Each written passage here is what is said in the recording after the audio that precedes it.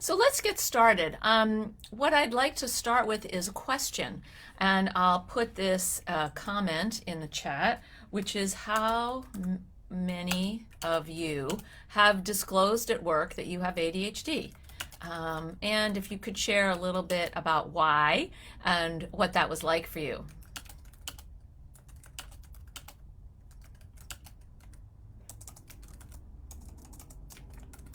Oops. Okay. So how many of you have disclosed at work that you have ADHD?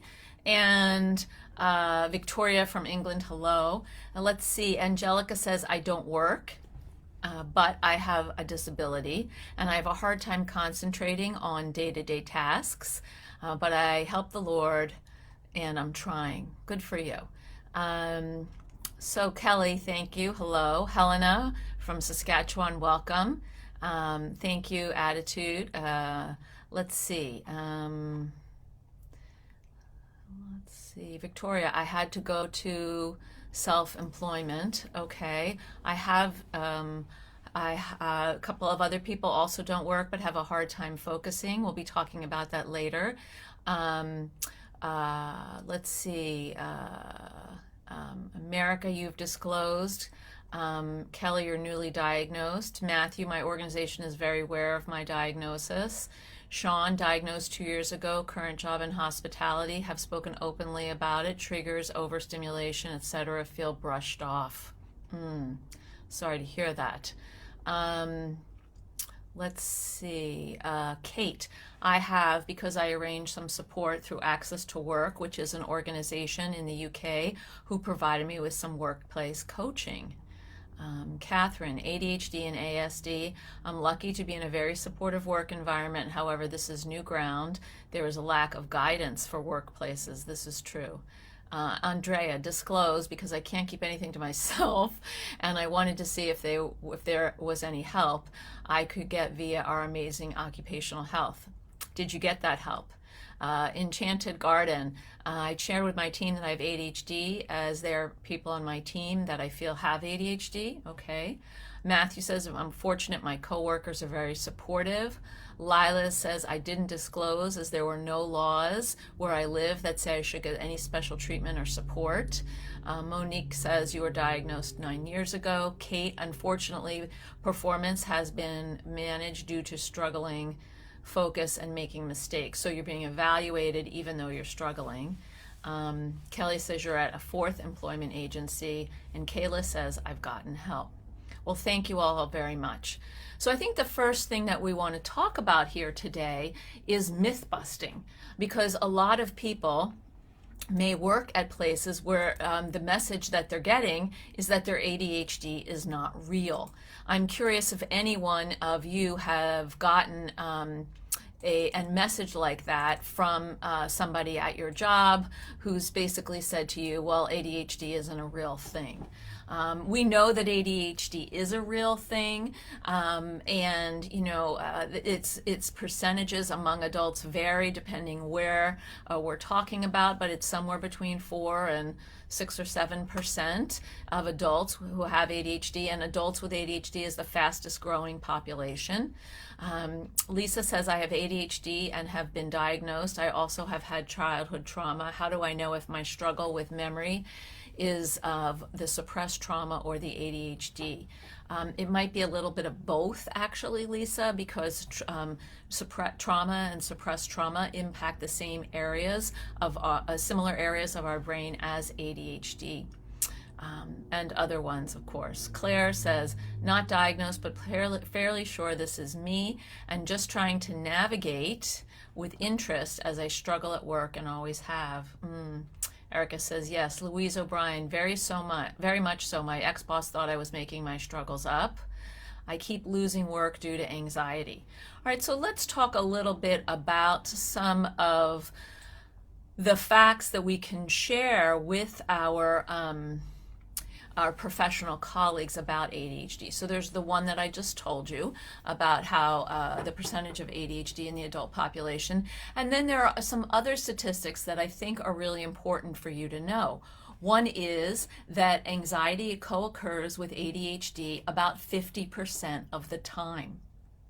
So 50% of adults with ADHD have been found to have anxiety and anxiety disorder, a full diagnosis. Of course, that means that doesn't really count for those people who have anxiety but don't have an anxiety disorder.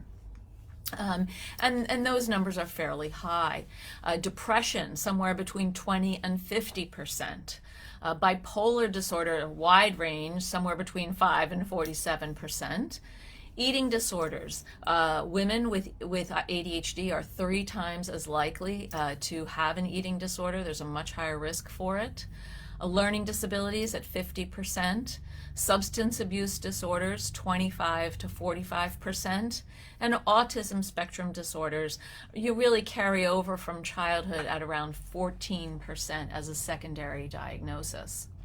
In addition, families living with ADHD, and if you're a parent with ADHD, you know what we see is increased parent-child conflict, that your mental health affects your child's level of stress, and their mental health affects your level of stress. We know that adolescence is a risky, critical period that can affect lifelong functioning, and adolescence and ADHD is a super complicated time.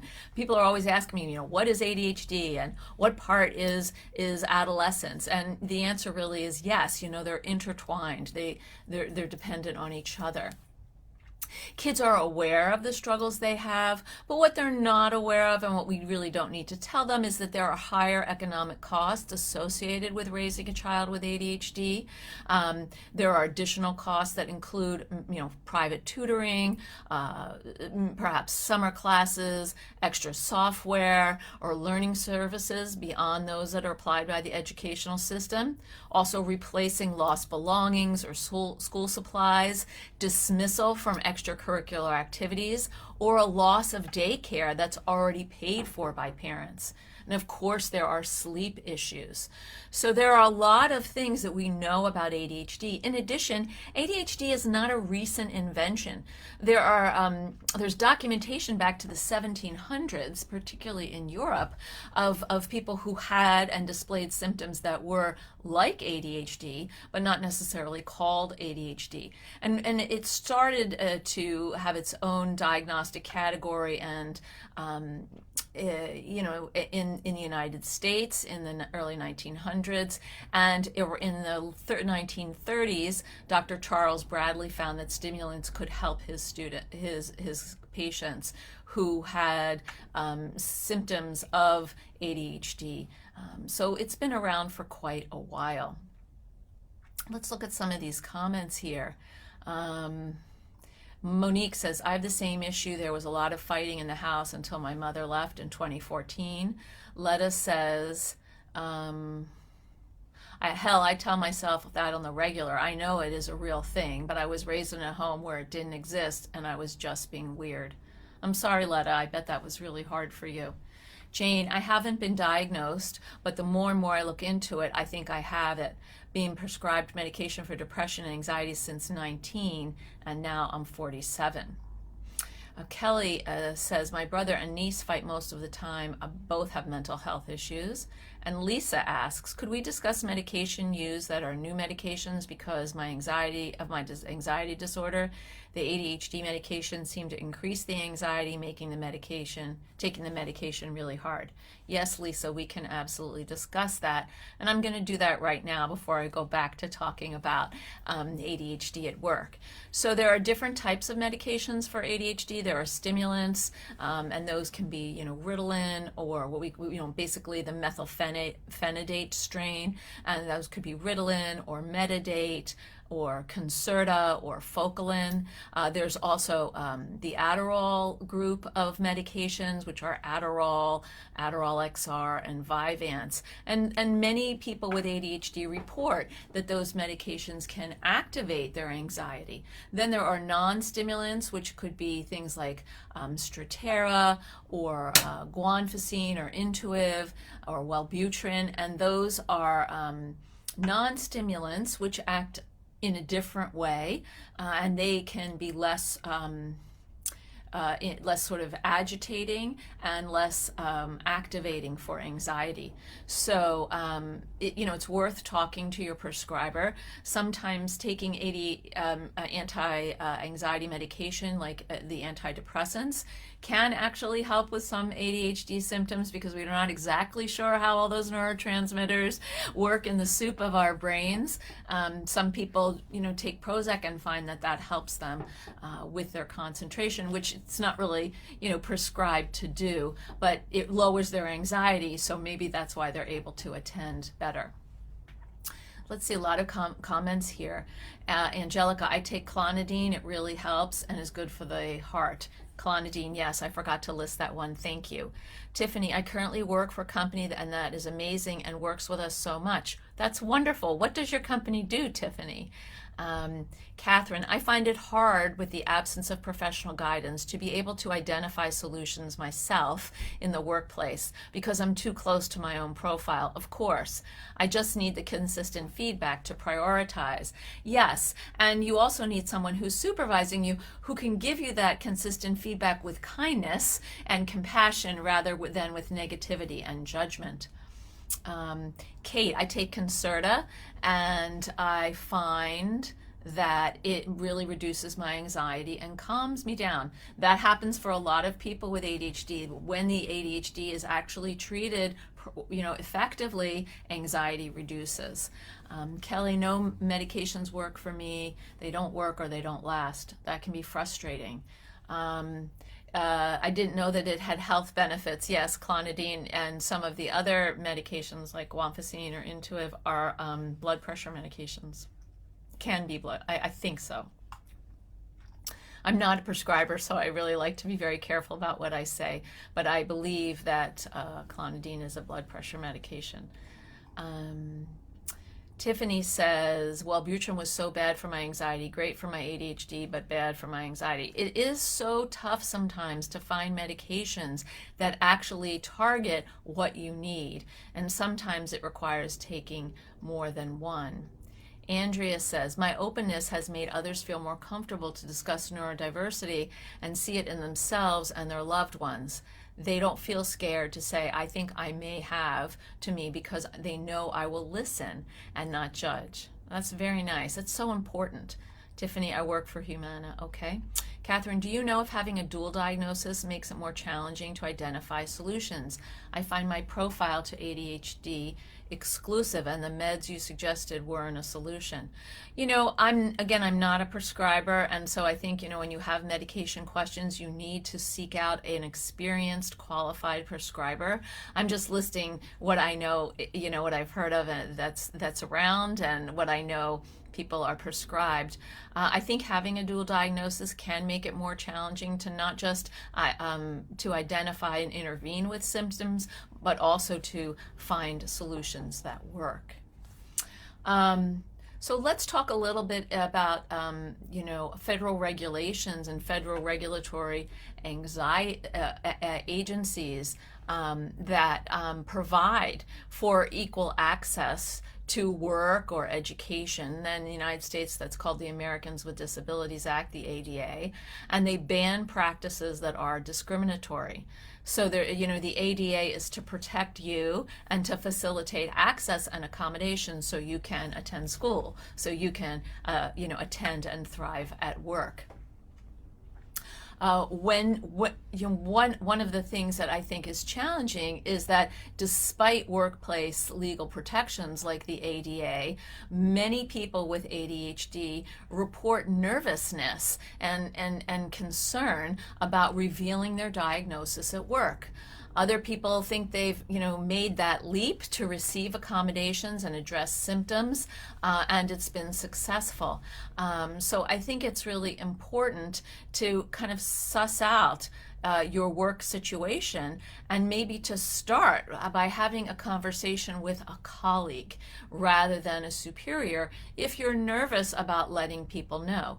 I also think that when you're open, people may come to you like they come to the woman earlier who and say, "Oh, I have this too. I need to take care of that." One thing that I think can be helpful also is maybe to start like a neurodiversity interest group at your job, so that you can meet for lunch once a month and talk about what it's like to live with neurodivergence, and get the support you need.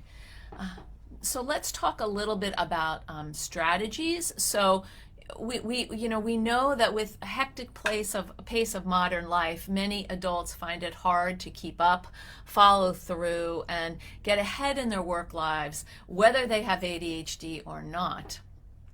The to-do list gets longer, the phone buzzes constantly, and there are multiple things to juggle simultaneously. Many people with ADHD struggle with the demands of such a high-intensity work environment because it's harder to keep focused, to manage competing priorities, and stay organized. But the way ADHD affects work performance varies widely from person to person. So someone may wrestle with a messy desk, but show up to meetings early and be ready to go when they start. And someone else may arrive to appointments late and can't seem to stick with projects until completion. So let's look at some strategies that would help people in the workplace. So the first thing that we want to do is to minimize distractions. So set up specific times to work with timed intermittent break periods. Turn off your phone or use a do not disturb app setting during these work periods. Plan for specific times to check your phone during the day, say in the morning before getting started, at lunch, and maybe for a coffee break in the afternoon. Limiting access and the distraction of your phone will improve your focus and your sustained attention only if you turn off notifications for texts and other things on your computer. I recommend that you close all tabs that aren't related to your work and consider putting all those tabs that aren't related to your work on a different browser where it's actually harder to get to them and open them. And so that will improve your efficiency because when your field of vision is crowded with so many tabs, you're not really sure what exactly you're working on or where's that thing, and it feels kind of overwhelming. We know that studies have proven that multitasking doesn't work. In fact, it makes you far less efficient. Using, being able to clear out your visual field will help you, feel more spacious and be able to persist on some of your goals. Think about what helps you concentrate. So let's put in the chat, what helps you concentrate? Do you need a quiet place to work? Do you need noise canceling headphones? Do you like white noise or brown noise? Once you've clarified that, you can then start to set up an environment that works for you. So Kate says, oh, okay. Andrea says, we have an ND group at work. I met another ADHD woman for lunch, and it was hilarious how we just kept talking over each other and the constant Me Too responses. That's fantastic. That's just wonderful. Kate, we have one too, which I find very helpful. Fantastic. Catherine, Microsoft Teams is such a terrible dopamine fix. Constant notifications to react to instead of focusing on desk research. Exactly. And what we want to do is to focus on that desk research. Tiffany says, you're so glad you work from home. Background noise in the background noise is the best. So what kinds of things help you focus? Is it background noise? Is it a quiet space? Is it having a work buddy, a partner who's doing something on their next to you, so you're kind of encouraging each other? What helps you focus at doing your work? Kate says, I have to set myself to do a do not disturb on Teams a lot. Great, because that's effective. You know what you need. Kayla, I work at home but get very distracted. What kinds of things distract you, Kayla? Kate, I can't have silence. I find music helpful. You know, I sometimes I need silence because I just need, my brain needs a break. But sometimes I really love background music without words. Like I can't do writing when there are words in the music. How about for you? What kind of background noise works for you? Please put it in the chat. Staying on a routine, getting good sleep, that's fantastic. And Erica, you need complete silence. All right, so we want to figure out what helps you concentrate and then set up the situation for that to occur. Tanya, you use an app called Relax Melodies. It has built-in timer for chunking. Ooh, I like that. That sounds great. I'm even writing it down for myself. Thank you. Letta, let's see. Ooh, whoops. Hold on, a few came in at the same time. Tiffany, Kayla, it took me a long time to separate home and work, and it helped distractions. Work is work, no matter what. Okay. Letta, anyone else struggle with wanting to take a nap throughout the day? And yes, body doubling works wonders for my friend and I. We do it over the phone when we can't be together in person. We call it the silent companionship. That's wonderful. Monique, I need a quiet place to work. My father has a bad habit of needing to have the television on. Oh, so that makes it hard for you to work at home. Is there a library you can go to, a cafe? Where's another place that you could do work? Kelly, nature sounds, no voices. Marlene says, always find a work buddy helpful. Great. So what's the second strategy? Organizing your workplace.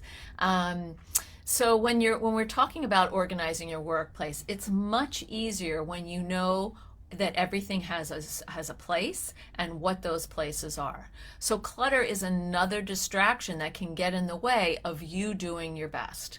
So it can be tough to sort through piles, and there may be many of them. So lots of people with ADHD just avoid organizing altogether. So what I want you to try to do is to create some places with files, boxes, or baskets, and label them with names such as to do urgent, or to do important but not urgent, interesting for later, or unsure, so that you can have a place to store things so they're not in your field of vision. Because when they're in your field of vision, it starts to crowd actually your ability to think and to pay attention. And this includes what's in your field of vision on your computer as well. When you want to go through those different files, make a time where you're going to go through your urgent and important but not urgent files. The unsure could be something for a rainy day. You don't need to do that right now. Some folks make it a habit to clean up at the end of the workday, so you have a clean space to begin the following day.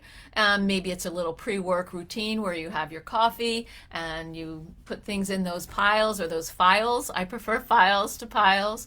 And you'll feel more calm and grounded when you work. Let's see, we have a bunch of comments here. Mesha says YouTube has lo-fi music videos. It just shows a person studying. Okay. Andrea, I focus best when I have more tasks. I'm constantly asking my boss for little extra jobs, as switching attention means I give 100% for 10 minutes rather than 5% for 2 hours of boredom. She now calls me her PA. I'm not. So again, what I appreciate you're saying, Andrea, is that you have insight into what makes sense for you as a worker and what's going to maximize your productivity and your performance. And that's what's important. Like if you can work all out for 10 minutes and then you need a break and then you can work all out again for 10 minutes, that's fantastic. Letta, we call each other accountability buddies. Oh, I like that. That's lovely. Accountability buddies. Catherine, how to prioritize and not move from them is the hardest thing. That's why I value the structure of project management. You have external motivation of project milestones and monitoring mechanisms to keep you on task. Terrific. That's such a positive approach to recognizing how you work. I work like that, but I've always seen it as a flaw. Okay. Bob says, music with words can be okay, but not words I can understand, so not English. Okay. Also, music with more structure like Bach helps me keeps my thought structured. Interesting. Thank you, Bob. Tiffany says, clean space was so helpful. My brain was so much more calm. Yes, but clean spaces only last a short while. So for people for whom clean spaces we really last a little bit, we want you to have some routine before you leave your desk that you're going to budget in 10 or 15 minutes to put things in those files. So when you come the next day, at least you're starting from neutral. You're starting from a place where you can exhale and really sort of ease into your work rather than feeling overwhelmed the minute you sit down at your desk. Mesha, I have to do a tornado cleanup routine every hour to prevent overstimulation of the environment. Well, good for you for knowing that. I'm curious how much time you allocate to do your tornado cleanup routine, because other people might want to try that and see if it works. Now, the next thing that we want to think about is chunking your time. So time management isn't easy to master, but you can help yourself along the way. When it comes to being punctual, of course, setting alarms and notifications can be a lifesaver, but you need to set those alarms and notifications not right in front of you only. So you can have something like a Pomodoro method or a tomato timer, or I think there's something called like Rescue Time or an app like that sends notifications. You can have those, but you might need to take your phone and move it to a place where you have to get up to hear to turn off the timer. If you have your own office, if you're in a cubby, that may not be possible for you, but you could certainly make sure there are a couple of loud notifications that are of sounds you find disturbing, so you can actually do something about them. Well, punctuality, of course, is important. Delivering your work on time, it really is a necessity for professional success. So use these calendars and timelines to map out your work. And if you struggle with figuring out how to break down a project and map out your work, ask for someone to assist you.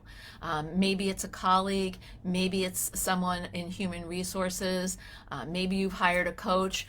Get the help that you need to break things down so that you can make your time work better for you. Thank you, Attitude, for those time hacks. I appreciate it. Because ideally what we want to feel is a sense of accomplishment along the way. That's really important. So let's see. Claire says, procrastination when I know what the priority is seems to be a huge challenge for me. Any suggestions?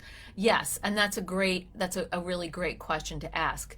The antidote for procrastination is chunking, is breaking things down into small pieces. We procrastinate on projects for a number of different reasons. Perfectionism, we want it to be a certain way, we're not sure we can make it that way, so we're not going to do it at all, we're not going to try. Or perfectionism motivates us to get started, but but prevents us from actually completing it or turning it in because it's not exactly the way we thought it should be. There's avoidance procrastination, which is when we just stay away from the task. The task seems really big. We don't know where to get started or how to get started, so we just avoid it altogether. And then there's productive procrastination, which is when we do other things that need to get done instead of the thing that actually needs to get done. And a lot of us are a mix of those, or we may lean toward one or the other. So if you'd put up in the chat what kind of procrastinator you are, I'm sure it would be fun for us to be able to offer support to each other. I'm a little bit of a perfectionist, but mostly a productive procrastinator. So my kitchen will look really good when I have like a presentation that's hard for me to get started on.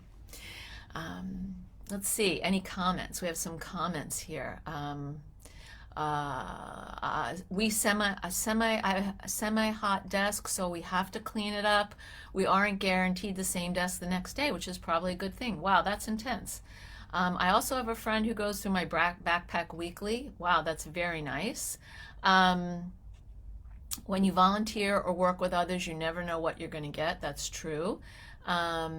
It's Kate, let's see, chunking equals pacing. Yes, I think, Kelly, chunky can equal pacing, because you are able to say, I can do this piece, in approximately this much time, and then I'm going to earn myself a little break, and I'm going to leave myself a note about what I was working on, so when I come back I can think about it.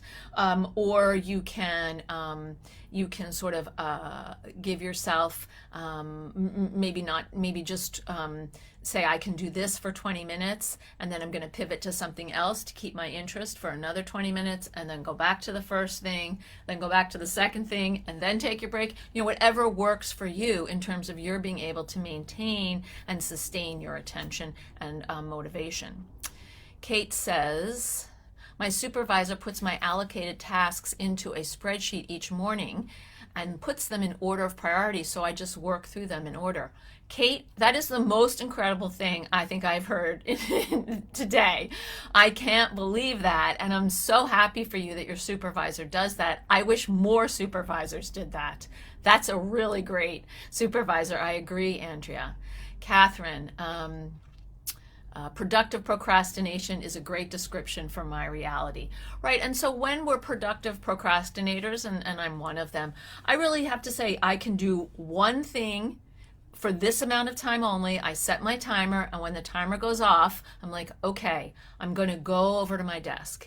And when we go over to our desks, what we want to ask ourselves is, do I want to take on the hard project right away while I'm motivated and my brain is kind of clear? Or do I want to do something easy that will get me started, and then I'll move to something harder? You have to decide for yourself how you want to pace yourself at work and with what tasks.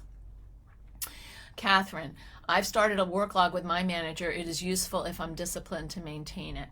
Yeah, and you might want to keep that work log small so you feel like you're actually checking things off, because if the work log has 10 tasks and you only get to one for a day because it's a very complicated task, then at the end of the day you're going to feel bad about yourself that there's still 9 left tomorrow. So we might want to make a task list and then break that down into a smaller list that's more achievable. Marlene, had to redo my second year of university twice because I couldn't bring myself to hand my finished essays in, and then didn't go to exams as I felt I had failed everything. That's a lot to put on yourself, Marlene. It sounds like you actually moved on from your second year of university, and I hope you got support, both mental health and ADHD support during that time. That feeling of failure that goes along with that having perfectionism can be very debilitating for people. Claire, yes, I have some overwhelming work to do, and then I avoid it as it frightens me. I'm also very good at being busy doing everything else except the tough, pressing job. I hear you about that. So you might be someone who wants to put the hard thing first, since you'll continue to avoid it by doing other things. It might help you to take that hard thing, break it down, at least start it, and then be able to come back to it. Hi, Susan. Let's see. Kate, Andrea Marshall, it was one of the reasonable adjustments we agreed to after my diagnosis. Fantastic. Mesha, I'm a perfectionist that gets burned out planning events, but once I get going on an event, it turns out perfect. Wonderful. Catherine, but I find when I get focused, I can lose hours. Yes, and this hyper focus, which we've talked about before here, is both a gift and a little bit of a detriment, because when we hyper focus, what happens is we don't break our concentration. We don't get up to go to the bathroom or get a drink of water or get something to eat, and we don't allow our brain time to integrate things that we're thinking about. So it's important to set a limit on your hyper hyper-focusing. And, I would suggest an hour and a half maximum, because you really need to give yourself your brain some time to integrate what you've done, and, so that a new idea will pop up. I don't know how many of you have ever, been working really hard on something and then, oh my gosh, I got to take a shower to get to dinner with my friend. And while you're in the shower, you get a fantastic idea. So that's part of the issue. And then the other part of the issue is because we're using our energy to think, the glucose centers of our brain become more and more depleted when we hyperfocus. And so people become actually more tired, and then they're just running on adrenaline or cortisol. And that's not healthy for you either. Did you get to ask questions to get reassurance? I'd love to hear other suggested reasonable accommodations. Okay, so we'll get to that in a second. Kate's no more of this. If it takes 5 minutes of their time to help you work the best way, then it's more than worth their time investment. Agreed. I completely agree.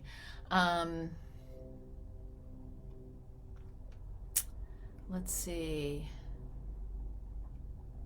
Letta Boone, I can offer some. Great. I'm Kelly Boone, excuse me. Please put those in the chat for us. Mesha, yes. Letta, sounds like my bestie. As I was leaving her house today, she insisted on building her new desk chair rather than working on the project she needed to wrap up today. 5-minute break from my desk every hour, which I booked into my diary, although I'm not as good as I should be at sticking to it. My managers have accepted that I will be able to complete a lower number of tasks per day than my neurotypical colleagues. Great. There are some documents out there recommended for adjustments with ADHD, and I believe Attitude has a number of articles about that would be helpful. Where are the documents? Kelly, it was so many years ago, I don't even think about ADHD then. I didn't. I didn't ask for any help at all. I finally sought some help when I went to college to do a different course a few years later, and the same thing happened.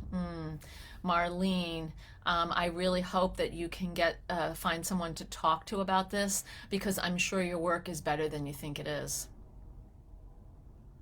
All right, so we have talked a little bit about the importance of buddies.